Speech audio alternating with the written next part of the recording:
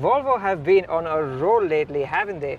It started with the XC90 and the S90 and went on to the V90 cross country last year and the fully loaded XC60. But now it's time for the big one, or should I say the small one. This is the XC40. It's a compact luxury SUV based on Volvo's new CMA modular platform. It will go up against the likes of the BMW X1, the Audi Q3, and it's going to go on sale in India sometime in the middle of 2018. But for now, I'm here in chilly Barcelona to give you a first taste.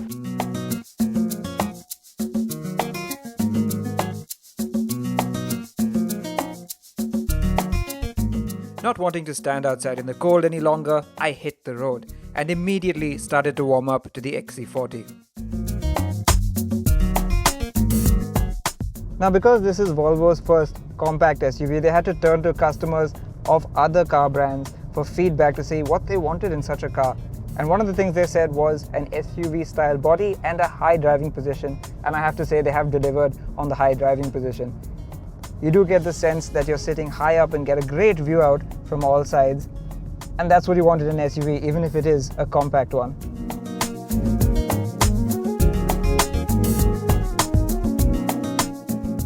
And because it's got really thin A-pillars, it makes seeing out of this car very, very easy. So parking it and positioning it in traffic should not be a hassle at all. Unlike recent Volvos which have launched with a diesel engine only, this car will be launched with both petrol and diesel motors. And both options boast of some rather impressive numbers. Now the one I'm driving right now is the petrol. It's the T5 with all-wheel drive.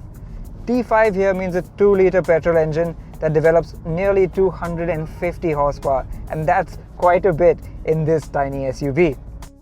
You don't get a solid punch in the gut, but instead an ample reserve of power, which in this tiny SUV is enough to shoot it to 100 km an hour in a claimed 6.5 seconds. For the most part, it's a very refined engine. It's only when you start extending it that you hear a bit of grumble from under the hood. It's a decent sounding grumble, but overall this doesn't feel as silky smooth as similarly sized petrol engines from some rivals. It uses an 8-speed automatic gearbox which works just fine as long as you're driving slowly and smoothly, but when you give it the beans and ask for a bit more rapid progress, it does strain a little bit and there's a bit of hesitation before it shifts down and takes off the way you want it to. This R design spec has slightly sportier suspension than the standard car, but as we drove further into the countryside, I was struggling to get a proper handle on what effect that had on ride comfort. I can't really give you a good indication of what the ride is like because the roads here are just so smooth, but I can say that in India we will be getting smaller wheels with larger profile tires, so expect the ride to be improved and a little bit softer when it comes to our shores. Now here in Europe, this R design spec car comes with 20-inch wheels, and that's a really huge size of wheel for such a compact SUV. We've been assured of about 18-inch wheels as standard, which again is very good for this size and class of car.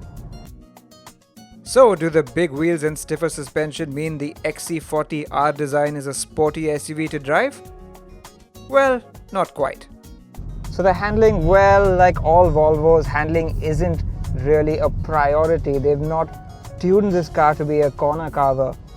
But it feels very light, very neutral and very easy to drive. Body control is pretty good, but the steering doesn't have a lot of feedback and it feels a little bit numb and disconnected. But that's okay really. It's a compact city SUV and as long as it's easy to drive, you should be fine. And easy is exactly how it feels, especially at low speeds.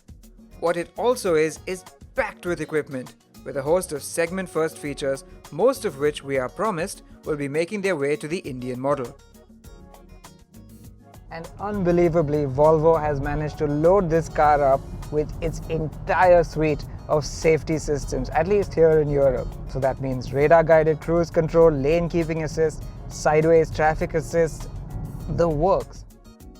And I was able to test one of the coolest of these features out on the Spanish motorway, Pilot Assist. So I'm going to set the adaptive cruise control to the speed limit and I'm going to activate Pilot Assist, which means because I'm in the right lane and the roads are marked out properly, I can do this. Hands off the wheel, feet off the pedals. It's kind of scary. The car is now turning around a banked corner and at the speed limit. This is really rather freaky. Now, of course, it's told me to put my hands on the wheel because this is only temporary. You can't have it on permanently. But that's just fine. I can feel the steering working in my hands by itself to keep me in the lane.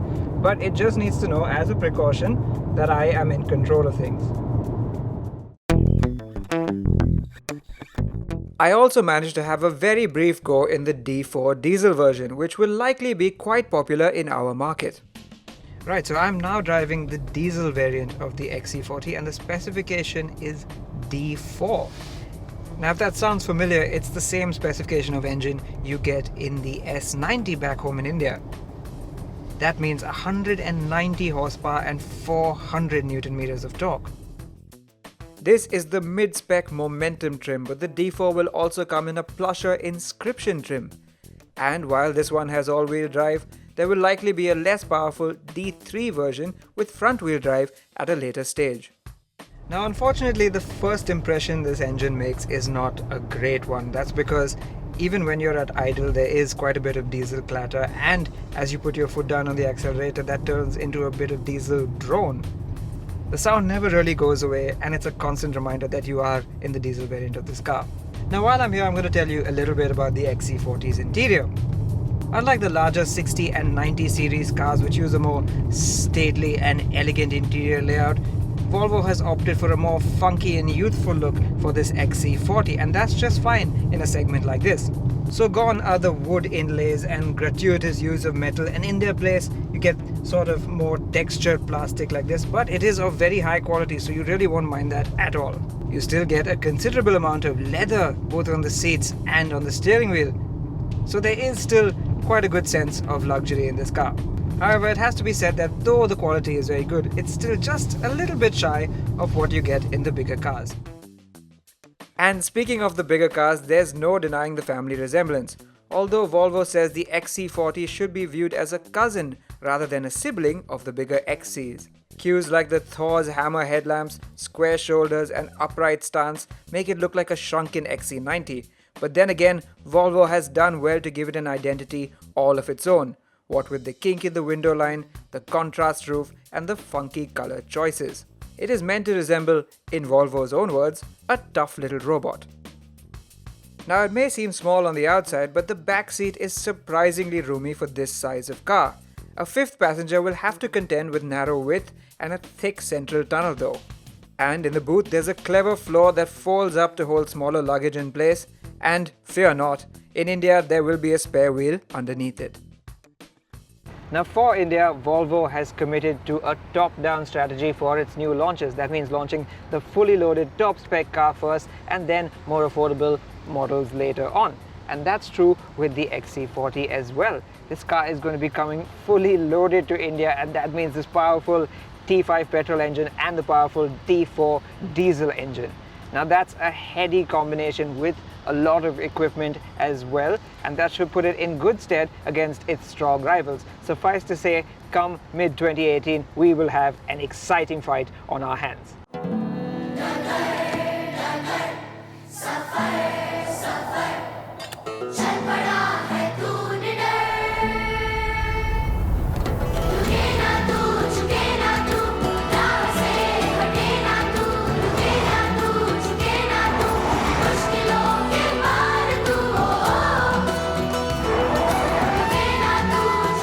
इसी कभी न रुकने वाले जुनून को रफ्तार देता है सर्वो वर्ल्ड क्लास लुब्रिकेंट्स।